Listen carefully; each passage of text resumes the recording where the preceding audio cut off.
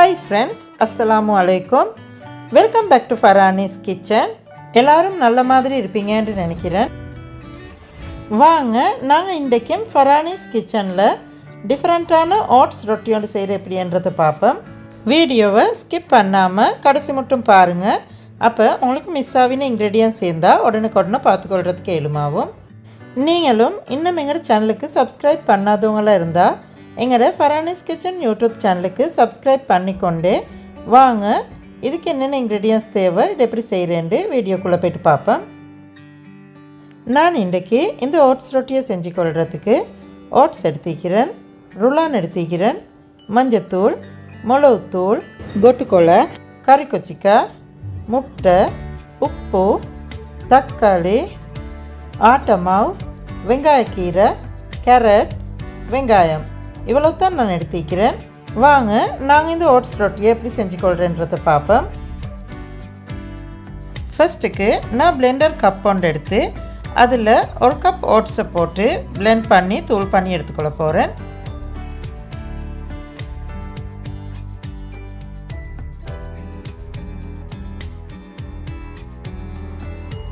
ஓட்ஸை blend பண்ணி நல்லா இப்படி பவுடர் பண்ணி எடுத்துக்கொள்ளணும்.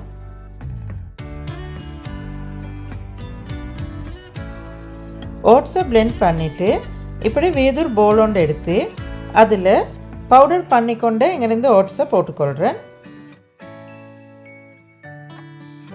இதுக்கு லைட்டாக வறுத்து கொண்ட ருலான் ஹாஃப் கப்பும் ஆட் பண்ணிக்கொள்கிறேன். ருலானை மிச்சம் வறுக்கணுமென்று இல்லை, லைட்டாக வறுத்து கொண்டால் போதும். இதுக்கு 1 கப் ஆட்டை மாவும் ஆட் பண்ணிக்கொள்கிறேன். மாவையும் போட்டுட்டு இதை கொஞ்சம் விஸ்க் கொண்டால நல்லா மிக்ஸ் பண்ணி எடுத்துக்கொள்ளணும். ருலான், மாவு, ஓட்ஸ் எல்லாம் ஒன்றுக்கு நல்லா மிக்ஸ் ஆகி வாரத்துக்கு கொஞ்சம் நல்லா மிக்ஸ் பண்ணிக்கொள்ளணும். மாவெல்லாம் போட்டு இப்படி மிக்ஸ் பண்ணிவிட்டு இதுக்கு தண்ணி கொஞ்சம் கொஞ்சமாக ஊற்றி நல்லா மிக்ஸ் பண்ணி தோசை பட்டர் மிக்ஸின் பதத்துக்கு இதை கொஞ்சம் மிக்ஸ் பண்ணி எடுத்துக்கொள்ளணும். இப்படி கொஞ்சம் கொஞ்சமாக தண்ணி ஊற்றி இதுக்கும் நல்லா மிக்ஸ் பண்ணிவிட்டு இப்படி தோசை மாவை விட கொஞ்சம் திக்கான பட்டர் ஒன்று செஞ்சு எடுத்துக்கொள்ளணும். இப்படி நல்லா மிக்ஸ் பண்ணிவிட்டு இதில் இருக்கிற ருலானெல்லாம் நல்லா ஊறி வாரத்துக்கு நான் இதை மூடி ஒரு 10 நிமிஷம் வச்சு எடுக்க போகிறேன். ருலான் மாவெல்லாம் கொஞ்சம் நல்லா ஊறி வரும் வரைக்கும் வாங்க நாங்கள் எக் மிக்ஸினோடு செஞ்சுக்கொள்வோம். எக் எல்லாத்தையும் மிக்ஸ் பண்ணி கொள்கிறதுக்கு வேதூர் பவுல் ஒன்று எடுத்துக்கிறேன். 4 பெரிய முட்டை எடுத்து அதை இந்த வேதூர் பவுலில் உடச்சி ஊற்றிக்கொள்ளணும். தேவையான அளவு உப்பு ஆட் பண்ணிக்கொள்ளணும். இதுக்கு தக்காளி ஒரு காய் எடுத்து இப்படி சின்னதாக வெட்டி எடுத்துக்கிறேன். அதையும் நான் இதில் ஆட் பண்ணிக்கொள்கிறேன். கறிக்கொச்சிக்காய் 2 காய் எடுத்து அதையும் இப்படி சின்னதாக வெட்டிக்கிறேன். அதையும் இதில் ஆட் பண்ணிக்கொள்ளணும். பெரிய வெங்காயம் ஒரு காய் எடுத்து சின்னதாக சாப் பண்ணிக்கிறேன். அதையும் இதில் ஆட் பண்ணிக்கொள்கிறேன். வெங்காயக்கீரை 3 எடுத்து இப்படி சின்னதாக அரிஞ்சு எடுத்துக்கிறேன். அதையும் நான் இதில் போட்டுக்கொள்கிறேன். கொட்டுக்கொலை கொஞ்சம் எடுத்து அதையும் சின்னதாக அரிஞ்சு எடுத்துக்கிறேன். அதையும் இதில் போட்டுக்கொள்கிறேன். கேரட் 2 காய் எடுத்து அதையும் இப்படி சின்னதாக அரிஞ்சு எடுத்துக்கிறேன். உங்களுக்கே பார்த்தா விலங்குதாய்க்கு இப்படி நல்லா சின்னதாக மெல்லிசாக அரிஞ்சு எடுத்துக்கொள்ளணும். அதையும் நான் இதில் ஆட் பண்ணிக்கொள்கிறேன்.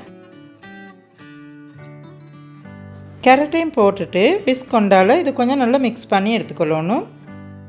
இப்படி எக் வெஜிடபிள் எல்லாம் நல்லா மிக்ஸ் பண்ணி எடுத்துக்கொள்ளணும். இப்படி மிக்ஸ் பண்ணி கொண்ட எங்கள்கிட்ட வெஜிடபிள் மிக்ஸினை நாங்கள் நேரத்தோடு ஊற வச்சு கொண்ட எங்களோட மாவு மிக்ஸினில் போட்டு எல்லாத்தையும் ஒன்றுக்கு நல்லா மிக்ஸ் பண்ணி எடுத்துக்கொள்ள போகிறேன்.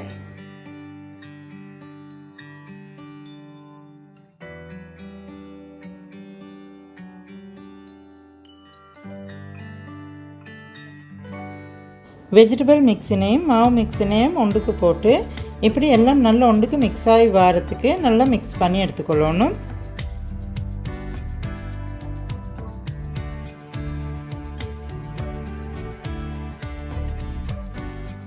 மாவெல்லாம் நல்லா இப்படி மிக்ஸ் பண்ணிவிட்டு இதுக்கே நான் 1 டீஸ்பூன் மஞ்சத்தூளும் ஆட் பண்ணிக்கொள்கிறேன். மிளகுத்தூள் 1 டீஸ்பூனும் ஆட் பண்ணிக்கொள்கிறேன். இதையும் போட்டு கொஞ்சம் நல்லா மிக்ஸ் பண்ணிக்கொள்ளணும்.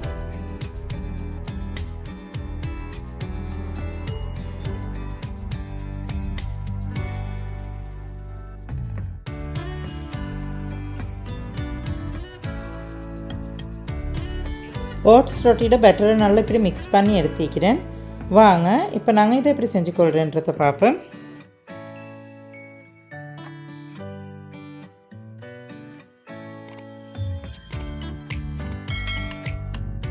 ரொட்டியை செஞ்சு கொள்கிறதுக்கு பேன் ஒன்று அடுப்பில் வச்சு எங்களோட பேன் நல்லா ஹீட்டாகி கொண்டு வரப்போக்கல அதில் நான் ஆயில் கொஞ்சம் அப்ளை பண்ணிக்கொள்கிறேன். ஆயில் கொஞ்சம் ஹீட்டாகி கொண்டு வரப்போக்கல நாங்கள் நேரத்தோடு செஞ்சு வச்சுக்கொண்ட எங்களோட ஓட்ஸ் பேட்டர் எடுத்து அதை கொஞ்சம் நல்லா மிக்ஸ் பண்ணிவிட்டு அதால் கொஞ்சம் கொஞ்சமாக போட்டு ரொட்டி செஞ்சு எடுத்துக்கொள்ள போகிறேன். வாங்க இதை எப்படி செஞ்சு கொள்கிறேன்றதை பார்ப்போம்.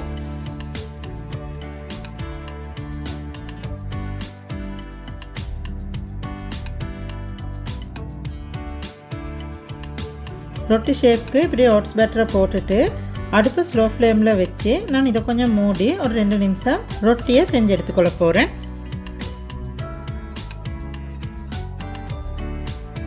ரெண்டு நிமிஷத்துக்கு பிறகு மூடியை திறந்து எங்கள் ரொட்டியை மறு சைடுக்கு திருப்பி போடணும்.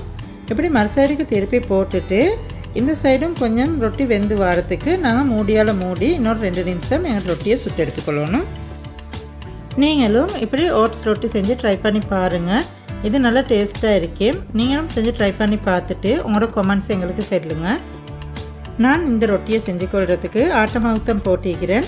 உங்களுக்கு விருப்பம் இருந்தால் இதுக்கு ஆட்டை மாவு போட்டுக்கொள்ளையிலும், அப்படி இல்லாட்டி இதுக்கு ஆட்டை மாவு போடாமல் உங்களுக்கு செஞ்சு கொள்ளையிலும். ரொட்டியை இப்படி 2 சைடையும் திருப்ப போட்டு நல்லா சுட்டு எடுத்துக்கொள்ளணும். இது நாங்கள் இன்றைக்கி ஃபரானிஸ் கிச்சனில் செஞ்சு கொண்ட ஓட்ஸ் ரொட்டி. நீங்களும் செஞ்சு ட்ரை பண்ணி பாருங்கள். இது நல்லா டேஸ்ட்டாக இருக்கும்.